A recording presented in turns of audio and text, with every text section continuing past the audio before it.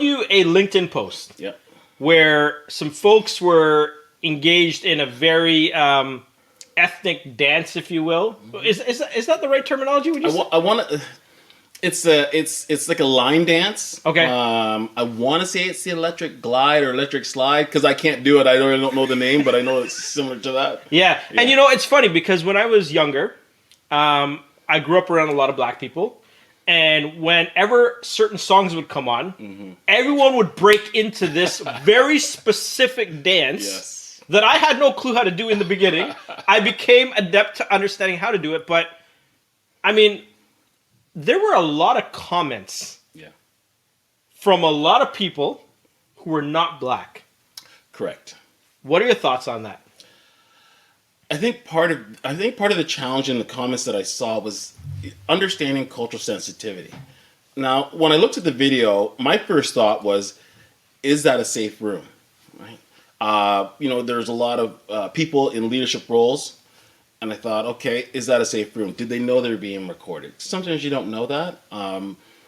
But I was taken back by some of the comments because I keep thinking, first of all, maybe that's part of the culture of that organization. So I'm thinking the comments are from people that are part of the out group, aren't part of that organization. Maybe that's part of the culture that they've developed, and maybe there might be better culture examples. But I think that if that's what works for that organization, who are we to criticize it?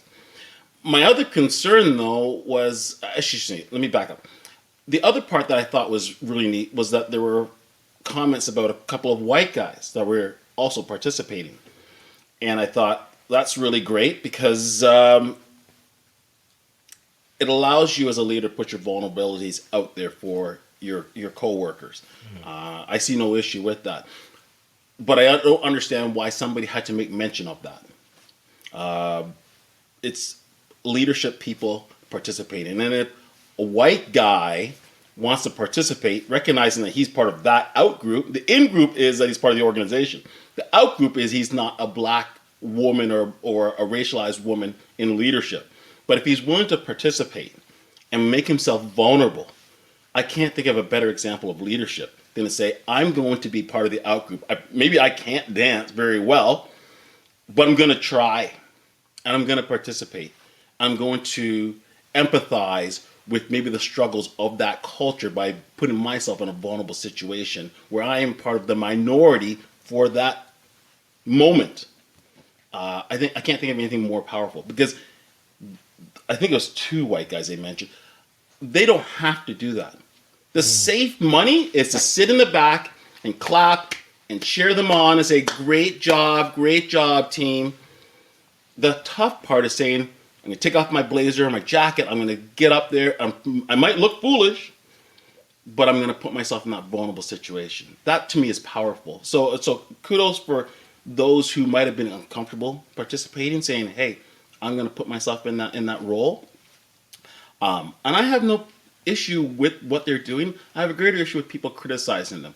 I think all too often we want to find failure where there's success, especially if we're not happy in our own world. And so we, instead of looking at that saying, hey, how can I replicate that culture? Not necessarily the dance, but that culture where people get up and participate in something. But it's easier just to say, I don't like what you're doing. I'm going to criticize you for what you're doing because that's going to make me feel better about my world, instead of saying, how do I develop the culture in my organization so that we all participate in whatever it is. It doesn't have to be a dance. It could be a sing-along. It could be wordsmithing. It doesn't really matter. But it's all about developing culture. And that improves an organization's culture by you developing a culture, whatever that culture is. Obviously, for this leadership group, it's dance. But it can be anything, right? So I would tell those leaders that are listening, what is your organization's culture? And what have you done to improve your organization's culture? Yeah, it's funny that you mentioned that because, I saw in the comments, because, I mean, I'm a huge fan of culture. I grew up in culture. We are a cultured society. You know, Yes. Scarborough. I mean, Yeah. you got almost like the United Nations of people Absolutely. that you're dealing with, and it fascinates me. Yeah. But you know, there are places where they maybe not are exposed to that level of culture and to be vulnerable, like you mentioned, Yeah. and to step up and you know, bust a two-step, if you will, Yeah, when yeah. you may not have the, you know, sort of dance moves, Moves. right? To kind of vibe with these people, but Yeah. at the end of the day, you're taking your two left feet and you're doing what you Right. need to do to make yourself look Right. like I see you, I respect you, I'm a part of what you guys are trying to do. Now, but there's people who would call those people out and say, "You're not one of us. Step back, buddy." What do you say to that? What I would say, what's us? Right? What is us? What? Because at the end of the day, what is culture?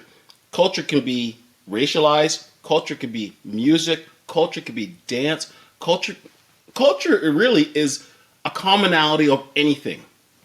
That can be your culture, right? And so, for those who would say you're not one of us, well, technically, I think that those perceived outsiders are. If the culture is the organization, whoever the employer is, the leadership role, that's their culture, right? Culture is not. We have to stop getting caught up that culture is about where you're from, what your racialized group is, where you grew up. Culture is anything. And in this scenario that we're describing, the culture is leadership. You've got a group where they're all in that executive level, I believe.